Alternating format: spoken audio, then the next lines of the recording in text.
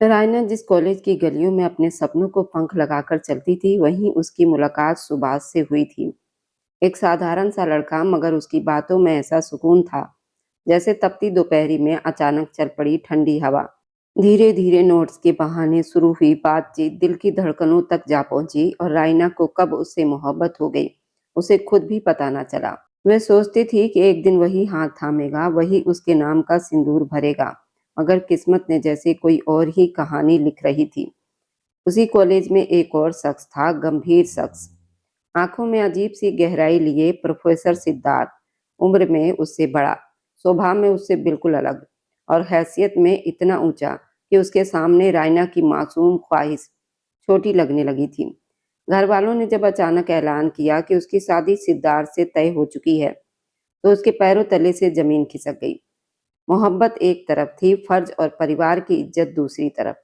घर का दबाव, माँ बाप की झुकी हुई उम्मीदें और समाज की अनकही तलवारें, सबने मिलकर उसे उस मोड़ पर लाकर खड़ा कर दिया जहां दिल की आवाज सुनना गुनाह बना दिया गया।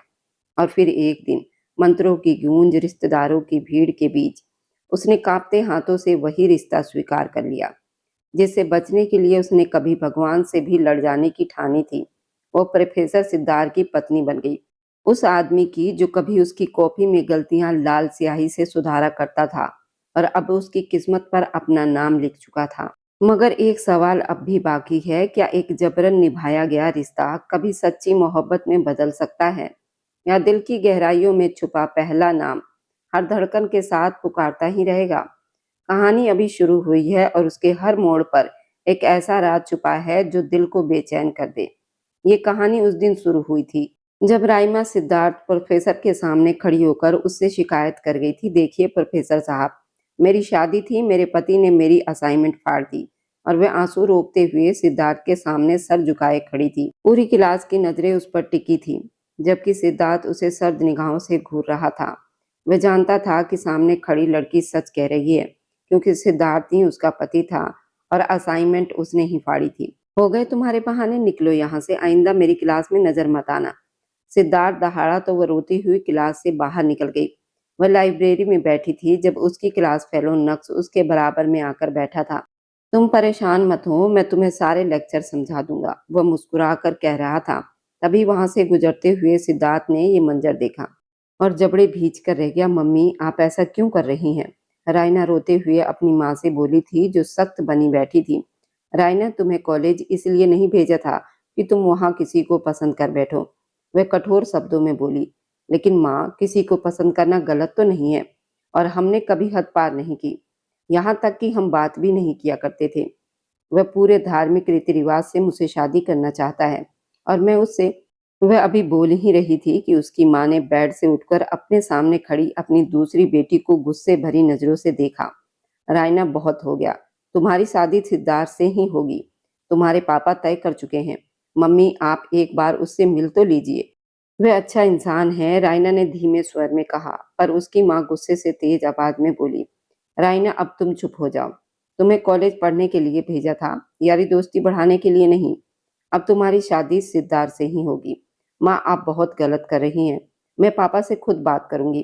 क्या बात करोगी, बेशरम लड़की, वह उसका बाजू पकड़ते हुए बोली। तुम में शर्म नाम की चीज नहीं है, जो अपने पिता से खुद अपनी शादी की बात करोगी। मम्मी, आप समझ क्यों नहीं रही हैं? उसने रोते हुए फिर कुछ कहना चाहा, लेकिन उसकी माँ ने ये कोशिश भी नाकाम कर दी। मुझे कुछ नहीं सुनना, मैं बात करती हूँ तुम्हारे पिता से कि जल्द से जल्द तुम्हारी शादी कर दी जाए। मुझे सिद्धार्थ से शादी नहीं करनी, वह साफ शब्दों में बोल गई। तुम्हें जिससे करनी है वहां हो नहीं सकती, वह भी दो टूक अंदाज में गुस्से से बोली। क्यों क्यों नहीं हो सकती माँ? आखिर क्या वजह है कि आप मेरी शादी मेरी पसंद के लड़के से नहीं कर सकती?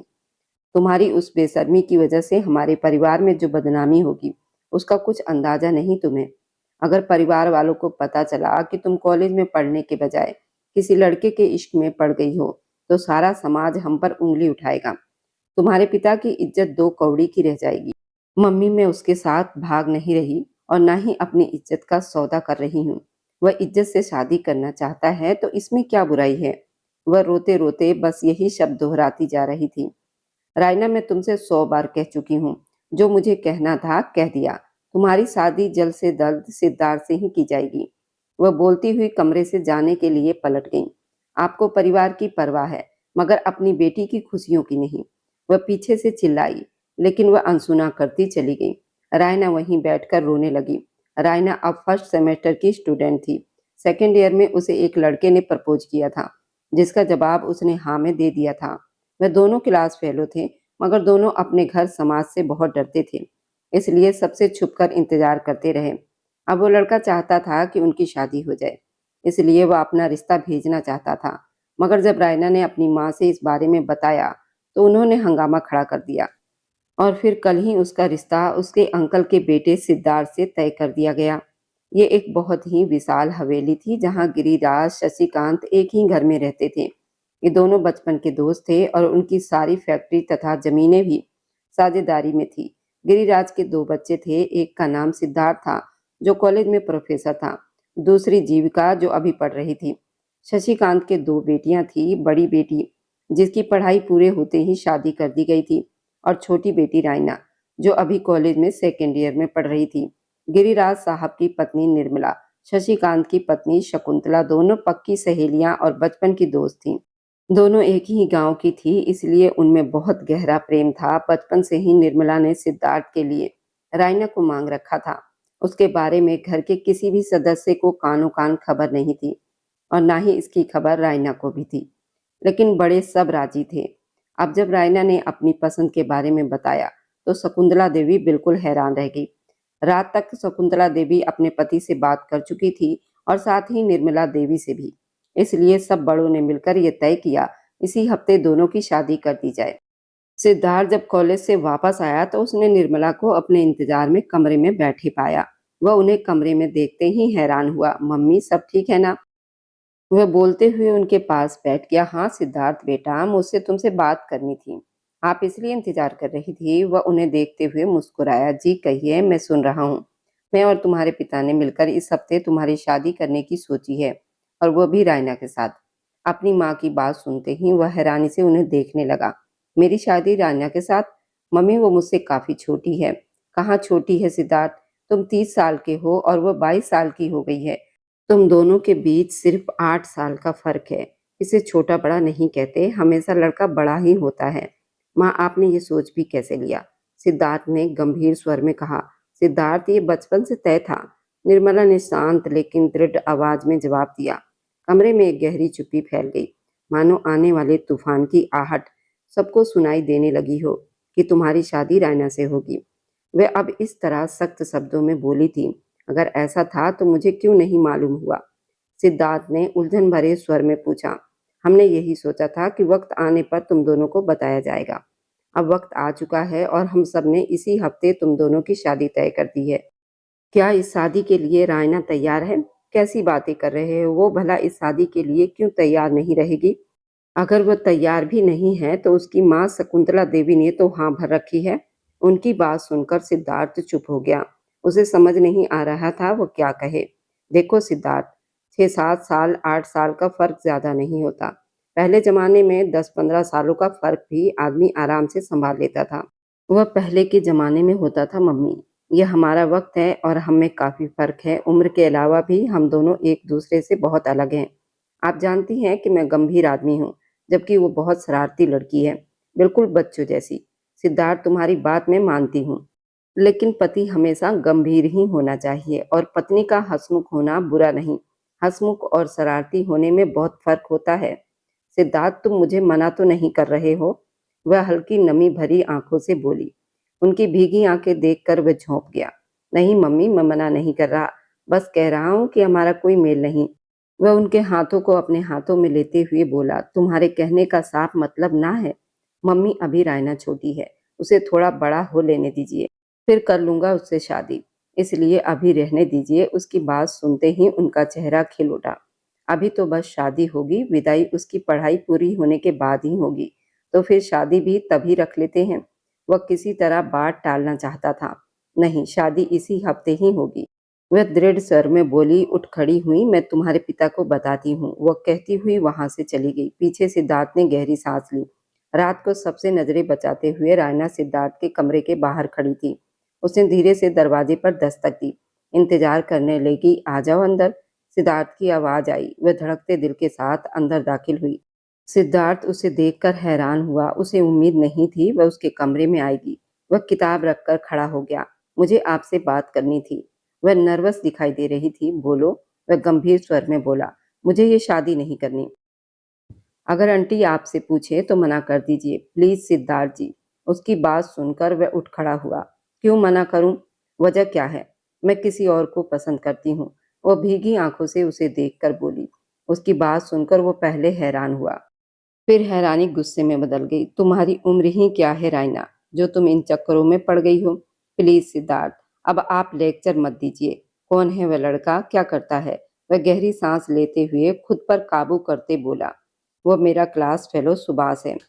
अभी हम दोनों पढ़ रहे हैं। वह चाहता है कि पहले सेटल हो जाए फिर मुझसे शादी करे। तो पसंद भी तुम दोनों ने तभी किया ना, एक दूसरे को। वह गुस्से से बोला। रायना चुप रही। उसकी चुप्पी देखकर उसने फिर गहरी सांस ली। मम्मी ने शाम को मुझसे बात की थी और मैं उन्हें हाँ कह चुका हूँ। उसकी बात सुनते ही रायना ने आश्चर्य से उसे देखा। आपने हाँ कह दी? वह कांपती आवाज में बोली। क्योंकि तुमसे पहले मम्मी मुझसे बात कर चुकी थी। अगर तुम मुझसे पहले बात करती तो शायद मैं मना कर देता। तुम बताओ, क्या वह लड़का सच में तुमसे शादी करना चाहता है? हाँ, लेकिन जब माँ ने सुना तो उन्होंने मेरी शादी आपसे तय कर दी। सिद्धार्थ को बहुत गुस्सा आ रहा था, लेकिन उसने खुद को संभाला।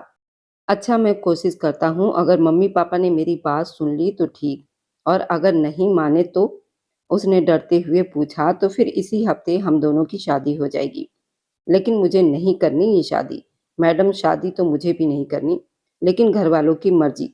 वह कहते कहते चुप हो गया। रायना चुप खड़ी रही। तुम अपने कमरे में जाओ, मैं कुछ सोचता हूँ इस बारे में। लेकिन अब मेरा ख्याल है शायद कुछ नहीं हो सकता। रायना सिर हिलाकर चली गई। वह दिल से प्रार्थना कर रही थी कि कोई चमत्कार हो जाए और ये शादी टूट जाए। अगले दिन सिद्धार्थ कॉलेज चला गया, जबकि रायना को शकुंतला देवी ने ये कहकर कॉलेज जाने दिया कि 2 दिन के बाद तुम्हारी शादी है। अब बाहर आना जाना ठीक नहीं है। दिया रायना के कमरे में उसके पास बैठी थी। क्या बात है रैना, तुम्हारी आंखें सूजी हुई क्यों हैं? वह परेशान होकर बोली। कुछ नहीं दीदी, ऐसे ही। तुम रोई हो, बताओ क्या बात है? रैना की आंखें फिर भर आई और वह रोते हुए सब बता गई। दिया सुनकर परेशान हो गई। ये क्या किया तुमने पागल लड़की? सिद्धार्थ को ये सब क्यों बताया कि तुम सुभाष से मोहब्बत करती हो? तो फिर मैं और क्या करती? मुझे कुछ तो करना ही था। एक बात समझ लो रायना, तुम्हारी शादी अब सिद्धार्थ से ही होनी है। लेकिन इस लड़के की बात करके तुमने अपने ही पैर पर कुल्हाड़ी मार ली है। आप ऐसा क्यों कह रही हैं दीदी? क्योंकि मैं माँ को अच्छे से जानती हूँ। वह जो एक बार ठान लेती हैं करके ही रहती हैं। मैंने भी उनसे बहुत विनती की थी कि मुझे अभी शादी नहीं करनी, आगे पढ़ना है। लेकिन हुआ क्या? वही जो माँ ने चाहा। तुम्हारे मामले में भी वही होगा। और सिद्धार्थ को ये सब बताकर तुम गलती कर चुकी हो। देखो रायना, मर्द चाहे खुद कितनी लड़कियों से दोस्ती रखे, लेकिन पत्नी उसे बिल्कुल पवित्र चाहिए। ऐसी लड़की जिसके जीवन में उससे पहले कोई ना हो। लेकिन दीदी, किसी को पसंद करना जुर्म तो नहीं? हमारे यहाँ कई बार यही जुर्म बन जाता है। यहाँ धर्म, जाति और समाज की बात पहले आती है। अगर हिंदू रीति रिवाज से शादी की जाए तो लड़की को अपनी पसंद बताने की छूट नहीं होती। उसके माँ बाप जिसे उसके हाथ में दे दें, वही उसका जीवन साथी बन जाता है। मर्दों को यहाँ ज्यादा छूट मिलती है। वह अपनी मर्जी से पसंद कर ले तो इतना बवाल नहीं होता। लेकिन औरत के किरदार पर उंगलियां जल्दी उठती हैं। इसलिए मेरी राय मानो, अपने दिल को मार लो। शायद तुम्हारी किस्मत में सिद्धार्थ लिखा है। जिस लड़कियों के माँ बाप को उनकी खुशियों से ज्यादा लोगों की फिक्र रहती है, तो उन्हें अपना दिल मार ही लेना चाहिए। तो तुम भी मार लो, दिया ने थके हुए स्वर में कहा। लेकिन दीदी, इस सब में मेरी क्या गलती है? रायना की आवाज कांप गई। तुम्हारी गलती सिर्फ इतनी है कि तुम लड़की हो और किसी को पसंद कर बैठी हो। मैं भगवान से प्रार्थना करूंगी कि सिद्धार्थ जल्दी ही इस बात को दिल से निकाल दे, वरना तुम्हारी शादीशुदा जिंदगी बहुत मुश्किल हो जाएगी। लेकिन माँ, मुझे उससे शादी ही नहीं करनी। मैं जहर खा लूंगी, लेकिन ये शादी नहीं करूंगी। रायना, तुम खुद जहर खाकर मर जाओगी, लेकिन अपने माता पिता के मुंह पर कलंक लगा जाओगी। इस जमाने में औरतों को जीने की भी पूरी आजादी नहीं और मरने की भी नहीं। कहते हैं भगवान आत्महत्या करने वाले की आत्मा को अपने पास नहीं बुलाते। जिंदगी भर उन्हें भटकना पड़ता है, इसलिए जो कुछ हो रहा है उसे भगवान पर छोड़ दो। अब तुम बस प्रार्थना ही कर सकती हो कि किस्मत तुम्हारे साथ अन्याय करे। रायना चुप हो गई। दिया की कही बातें हकीकत थी, मगर उन्हें स्वीकार करना उसके लिए बहुत कठिन था। कॉलेज से लौटते ही सिद्धार्थ अपनी माँ के कमरे में गया तो वह रायना के लिए ज्वेलरी निकाले हुए थी। मम्मी, ये क्या कर रही हैं आप? वह उनके पास बैठते हुए बोला, तुम्हारी होने वाली पत्नी के लिए ज्वेलरी देख रही हूँ। वह मुस्कुराई। खुशी उनके चेहरे से झलक रही थी। आप बहुत खुश लग रही हैं। खुशी की बात है, मेरे इकलौते बेटे की शादी है, वह भी मेरी पसंद की लड़की से। सच में सिद्धार्थ, तुमने हाँ कहकर मेरा सिर गर्व से ऊंचा कर दिया। वह डिब्बा बंद करते हुए बोली। सिद्धार्थ के गले में जैसे कुछ अटक गया। मम्मी, मुझे लग रहा है ये शादी कुछ ज्यादा जल्दी नहीं हो रही? उन्होंने चौंक कर उसे देखा। सिद्धार्थ, तुम मना नहीं कर सकते। देखो, मैं सारे रिश्तेदारों को बता चुकी हूँ, तुम्हारी और रैना की शादी है। अब अगर तुमने मना किया तो मेरी नाक कट जाएगी। नहीं माँ, मैं मना नहीं कर रहा, बस कह रहा हूँ कि शादी कुछ जल्दी हो रही है। मैंने रायना को कभी उस नज़र से नहीं देखा, हमेशा दिया की दोस्त की तरह देखता आया हूँ। अब एकदम पत्नी कैसे स्वीकार कर लूँ? बेटा, यह सब तो बाद में हो जाता है, जल्दी ही तुम उसे स्वीकार भी कर लोगे। अभी बस शादी ही होगी। विदाई उसकी पढ़ाई पूरी होने के बाद करूंगी, तब तक तुम दोनों एक दूसरे को समझ भी जाओगे। वह मुस्कुराई। सिद्धार्थ उनके चेहरे की खुशी देखकर और कुछ न कह सका, बस सिर हिला दिया। उन्होंने आगे बढ़कर उसके माथे को चूम लिया। कुछ देर इधर उधर की बातें करने के बाद वह अपने कमरे में चला गया। हवेली में बड़ों के कमरे नीचे थे, जबकि बच्चों के कमरे दूसरे माले पर। सिद्धार्थ सीढ़ियां चढ़कर ऊपर आया। उसका कमरा दाईं ओर पहला था और रायना का कमरा बाईं ओर पहला था। रायना उसी का इंतजार कर रही थी। उसे कमरे में जाते देख वह भी पीछे पीछे आ गई। दरवाजा खुला था, फिर भी उसने हल्के से दस्तक दी।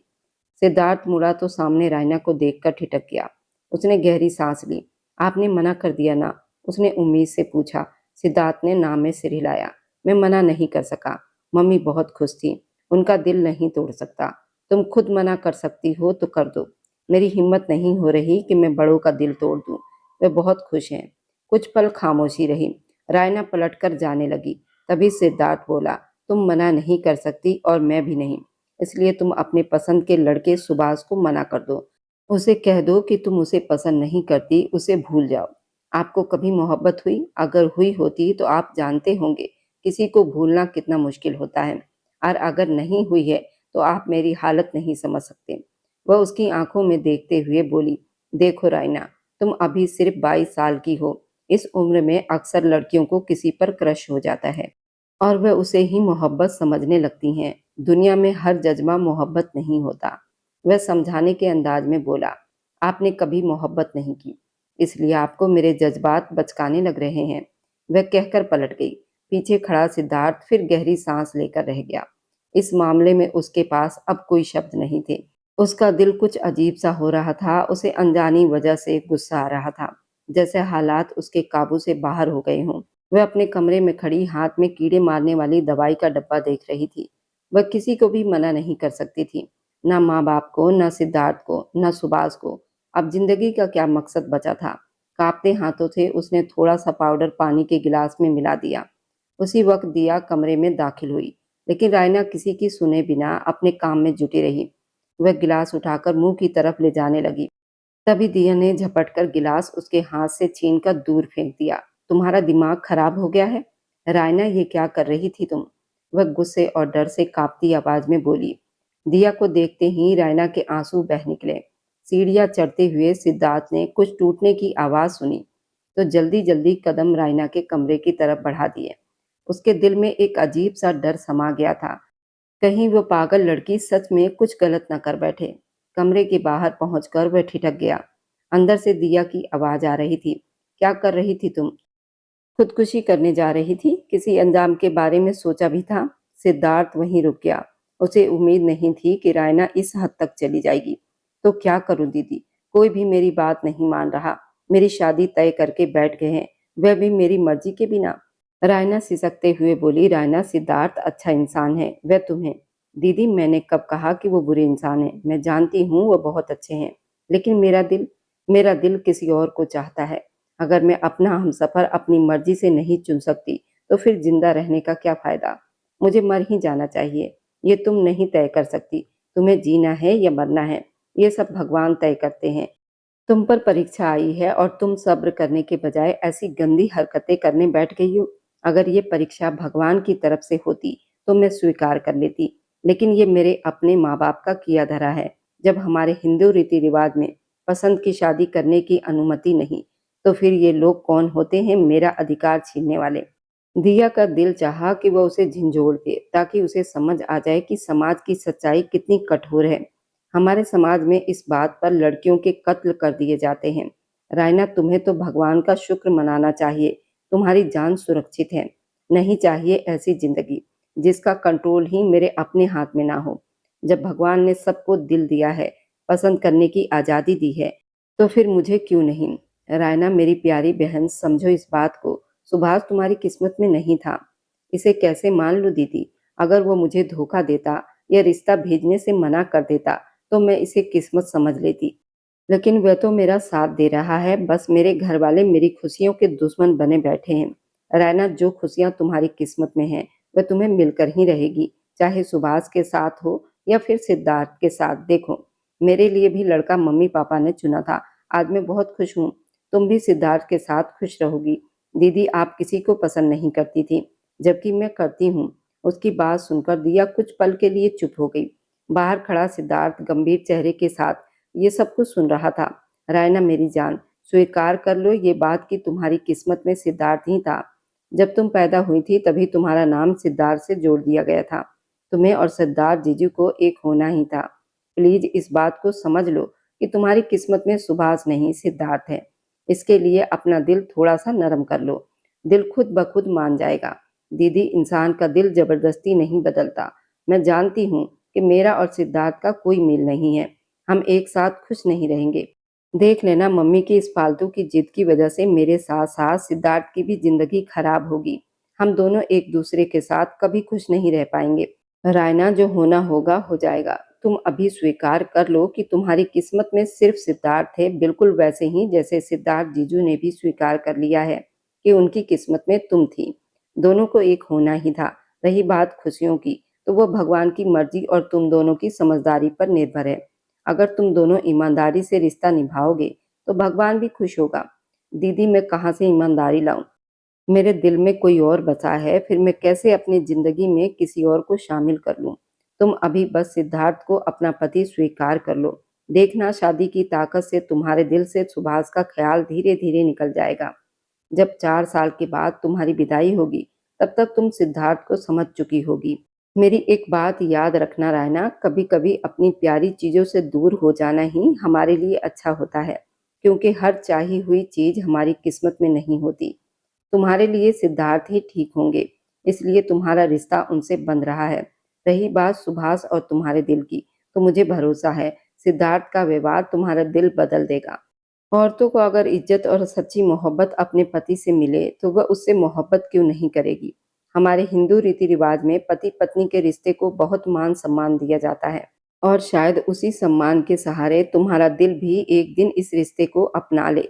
तो बिना वजह इतनी परेशान मत हुआ करो। बहुत जल्द घबरा जाती हो, इसलिए खुदकुशी का ख्याल अब दिल से निकाल दो। बस कुछ दिन सब्र कर जाओ, फिर देख लेना तुम्हारा दिल बदलना शुरू हो जाएगा। शादी के बाद सिद्धार्थ को सच्चाई के साथ अपने दिल में जगह बनाने की जिम्मेदारी निभानी होगी। ये उसकी अपनी परीक्षा होगी। दिया की बात सुनकर रायना चुप हो गई। वह कुछ कुछ उसकी बात समझ रही थी, लेकिन उसका दिल अभी भी सुभाष के लिए तड़प रहा था। दीदी, अगर सुभाष कभी मेरे दिल से गया ही नहीं तो चला जाएगा। मैं जानती हूँ कि सिद्धार्थ बहुत अच्छा इंसान है। उसके व्यवहार की वजह से तुम्हारे दिल से सुभाष निकल जाएगा। और अगर सिद्धार्थ का व्यवहार अच्छा ना हुआ, मतलब अगर उसने मुझे तंग किया या परेशान किया, वह सुभाष के बारे में भी तो जानता है। अगर उसने मुझे ताने देने शुरू कर दिए तो। पत्नी को बीते हुए कल का ताना देने वाले आदमी कम अक्ल होते हैं, और सिद्धार्थ कम अक्ल मर्दों में से बिल्कुल भी नहीं है। बस तुम उसके साथ अच्छा व्यवहार करना, प्यार से रहना। दिल में कोई और हो तो इतनी अच्छी कैसे बनूं। मैंने कहा ना, सिद्धार्थ के अच्छे व्यवहार की वजह से तुम सुभाष को जरूर भूल जाओगी। तब तुम्हें खुद पर हंसी आएगी कि तुम किस तरह एक अनजान लड़के के लिए अपनी जान लेने चली थी।